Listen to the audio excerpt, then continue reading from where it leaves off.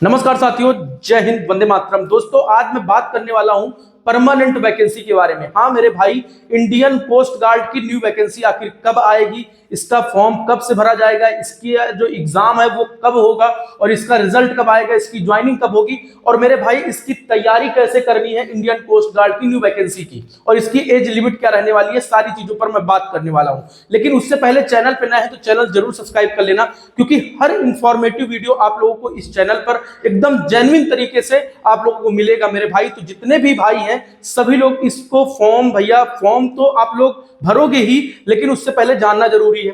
अब इसमें सबसे बड़ा डाउट बनता है, एक चीज मैं आप लोगों को बता दूं, इसमें जितने मेल ही कैंडिडेट इसका फॉर्म भर सकते हैं। तो अगर लड़कियां आई हो इस वीडियो को देखने के लिए कि ये वैकेंसी उनके लिए है कि नहीं है, तो मेरे जितनी भी बहनें हैं, मैं आप लोग इस वीडियो को आगे मत देखिएगा, क्योंकि जो चीजें सत्य रहती है मैं पहले ही आप लोगों को बता दूंगा। तो भैया फीमेल के लिए वैकेंसी नहीं है, तो आप लोग अभी वीडियो छोड़ सकते हो, ठीक है। तो अब मैं बात करने वाला हूं कि आखिर इसकी वैकेंसी कब आएगी, इस वैकेंसी का एज लिमिट क्या होगी, एग्जाम पैटर्न क्या होना चाहिए और सिलेक्शन प्रोसेस क्या होगा और तैयारी कैसे करनी है, ठीक है। तैयारी कैसे करनी है, इन सारी चीजों पर मैं बात करूंगा प्रॉपर तरीके से, ठीक है। कंप्लीट इंफॉर्मेशन दूंगा। और सबसे बड़ा जो डाउट आता है ना आप लोगों का, एक डाउट आता है कि भैया यार ये बताओ कि यार ये वैकेंसी मैं समझ नहीं पाता हूं कि इंडियन कोस्ट गार्ड वालों की तो ज्वाइनिंग नेवी वालों के साथ होती है, लेकिन भैया यार ये नेवी वाले तो अग्निवीर है, तो क्या ये भी अग्निवीर है क्या? तो मैं बात करने वाला हूं मेरे भाई, मेरे जितने भी भाई लोग हैं, भैया देखो ये वैकेंसी जो कोस्ट गार्ड वालों की वैकेंसी है ना, ये भैया अग्निवीर नहीं है, ये परमानेंट वैकेंसी है, ठीक है मेरे भाई, ये परमानेंट वैकेंसी है। तो जितने भी भाई लोग हैं, ये दिमाग में अगर आपके रहा हो कि ये अग्निवीर है, तो अग्निवीर नहीं, ये परमानेंट वैकेंसी, इसमें आपको अलाउंसेस, छुट्टियां और सारी सुविधाएं, सुख सुविधाएं सारी मिलती हैं, ठीक है। अब आइए मैं बात करता हूं आगे। तो अगर मैं आगे बात करूं मेरे भाई कि इसका जो फॉर्म वगैरह है कब से सारी चीजें आ सकती है, तो जैसा कि आप लोग सिंपल सी जानकारी है, ये पोस्ट आप लोग जान सकते हो, जनरल ड्यूटी जीडी का हो गया, ठीक है, डीवी हो गया, यांत्रिक हो गया, और इनटेक 2027 की वैकेंसी आप लोगों को देखने को मिलेगी। आखिर ये कब देखने को मिलेगी मेरे भाई, तो मैं आप लोगों को बताना चाहता हूं, एक सेकंड, ठीक है, आप लोगों को मैं बताना चाहता हूं। लेकिन उससे पहले मैं प्रीवियस वैकेंसी के बारे में बता दे रहा हूं, मैंने वहीं से डाटा पूरा कलेक्ट किया। तो अगर मैं प्रीवियस डाटा के बारे में बताऊं, तो इसका जो फॉर्म आया था जीडीडीवी का, भैया 2025 वाले बैच में, वो एप्लीकेशन कब स्टार्ट हुआ था, वो 11 फरवरी 2025 को स्टार्ट हुआ था। लास्ट डेट 3 मार्च था, ठीक है, 2025 का। और एग्जाम डेट 26, 27, 28 अप्रैल को एग्जाम था। और मेरे भाई जो रिजल्ट आया था इसका 19 मई 2025 को इसका रिजल्ट आ गया था मेरे भाई। अब मैं बताऊं इसको प्रीवियस डाटा के अकॉर्डिंग, अगर मैं इसको बताऊं ये वाली वैकेंसी कब आएगी, 01/2027 बैच वाली, तो मेरे भाई अगर मैं इस वैकेंसी की बात करूं, तो इसका जो एप्लीकेशन है भैया मार्च में आने की पूरी उम्मीदें हैं। और कितने मार्च तक ये आ सकता है, क्योंकि जो लास्ट डेट है ना प्रीवियस डाटा देखते हुए, तो भैया उसमें मार्च में ये मान के चलिए कि फॉर्म क्लोज हो गया था। तो अगर प्रीवियस डेटा देखा जाए तो ये मार्च में ही लास्ट डेट इसकी, यानी कि आपकी वैकेंसी आप लोगों को जल्द ही देखने को मिल सकती है। अगर इसका एग्जाम डेट की बात करूं, अगर मार्च में सारी चीजें हो गई, तो इसका जो एग्जाम है मेरे भाई वो अप्रैल में आप लोगों का एग्जाम हो जाएगा। मतलब टाइम बहुत कम आप लोगों को मिलेगा, ठीक है। ये चीज भी दिमाग में बैठा लेना, क्योंकि परमानेंट वैकेंसी है मेरे भाई, परमानेंट वैकेंसी अब जल्दी से देखने को नहीं मिलती इतने कम टाइम में आपकी ज्वाइनिंग होगी। और एक चीज मैं आपको बता दूं, और नेवी वालों के साथ आपकी ज्वाइनिंग होगी, यानी जीडी और डीवी और यांत्रिक, ठीक है, इनकी जो ज्वाइनिंग होती है वो नेवी वालों के साथ ही होती है, ट्रेनिंग नेवी वालों के साथ ही होती है, ठीक है। तो ये जो रिजल्ट है वो मई जून में आप लोगों को देखने को मिल जाएगा। तो वैकेंसी का सारी चीजें मैंने बता दी। अब थोड़ी सी चीजें और आप लोग जान लीजिए, मैंने प्रीवियस डाटा भी आप लोगों को बता दिया।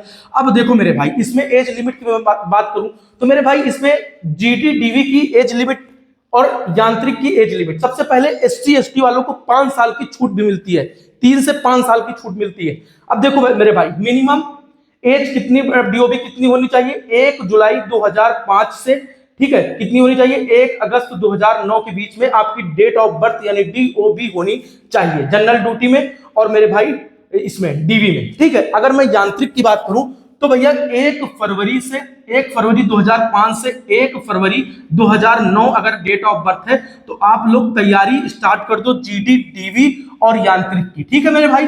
अब देखो मेरे भाई, अग्निवीर ये है नहीं, ठीक है, अग्निवीर ये है नहीं, ये परमानेंट वैकेंसी है आपकी, तो आपको उसी तरह तैयारी भी करना होगा।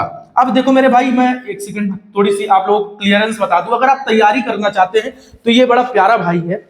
अगर देखो मेरे भाई, अभी तो मेरे चैनल पर कोई कोर्सेज वगैरह स्टार्ट नहीं हुए, तो मैं जो चीजें बताऊंगा बेहतर तरीके से बताऊंगा। इसमें कोई प्रमोशन नहीं मेरे भाई, एकदम दिल से एकदम मैं बता रहा हूं। इस ऐप को डाउनलोड कर लेना GDTV के लिए, ठीक है मेरे भाई।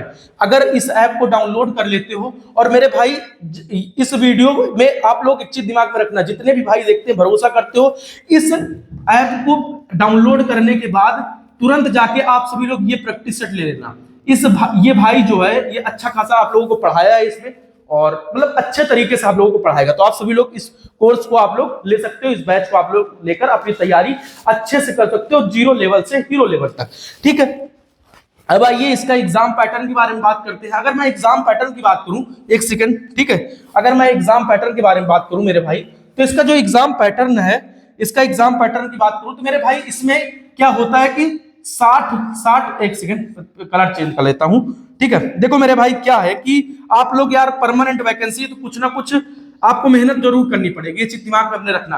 अब जैसे मैथ्स के क्वेश्चन वगैरह देख लो, ये सारे क्वेश्चंस आते हैं, ठीक है। यहां पर देखो मेरे भाई 60 क्वेश्चन आप लोगों को देखने को मिलते हैं, और यहां पर 50 क्वेश्चन आप लोगों को टोटल नंबर ऑफ 50 क्वेश्चन आप लोगों को यहां पर देखने को मिलते हैं, 50 नंबर के। आप लोगों का सेक्शन 1 और सेक्शन 2 होते हैं, ठीक है मेरे भाई।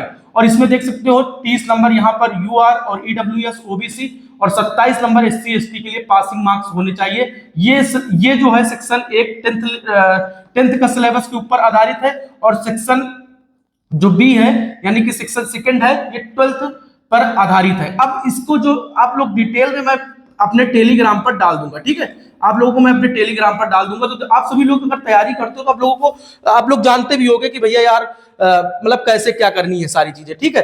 तो जितने भी भाई लोग हैं, ठीक है, अगर आप तैयारी अच्छे ढंग से करना चाहते हो तो मैंने सारी चीजें आप लोगों को प्रॉपर तरीके से बता दी हैं।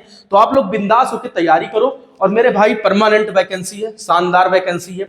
ये वैकेंसी मार्च में अगर देखने को मिल गई तो बल्ले बल्ले है मेरे भाई, क्योंकि अभी नेवी की वैकेंसी आपको देखने वाली नहीं मिलेगी। बात समझ रहे हो ना। तो अगर परमानेंट वैकेंसी मिल रही है तो सुनहरा मौका है, आप लोग जा सकते हो।